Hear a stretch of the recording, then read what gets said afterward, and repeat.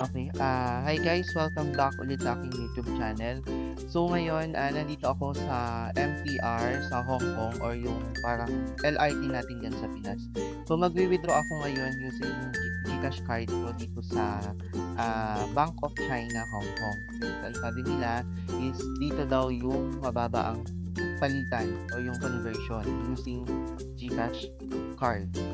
So, ayan, wait lang natin matapos si nanay since nililinis pa niya tinatanggal yung mga resibo. So, ayan guys, ano lang, ang galing lang dito sa Hong Kong kasi kahit mga matatanda na talaga sila dito. So, ayan, since pinauna tayo ni nanay, so ayan, hintayin lang natin mag-link ng din yung insert ng files. Ayan, since nag-link na siya, insert nyo lang yung Gcash card. So, wait nyo lang yan since processing.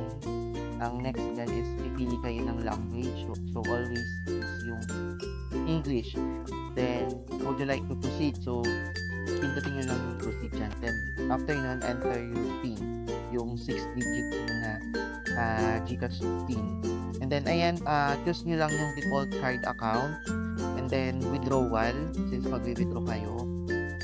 And then, enter yung amount. Naka Hong Kong dollar na yun na. Since 400 lang dito ko, 400. Then, press nyo lang yung enter dun sa pindutan. And then, wait nyo lang. Ang unang lalabas dyan is yung resibo. Pangalawa is yung card.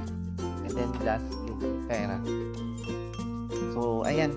Wait nyo lang yan since, ayan na, lalabas ko siya. Ang unang lalabas dyan is yung resibo. Ayan, resibo nyo yan. Makikita nyo dyan yung binidro nyo in total. And then yung card, plus yung 400 Hong Kong dollar. So, yun lang guys. And then,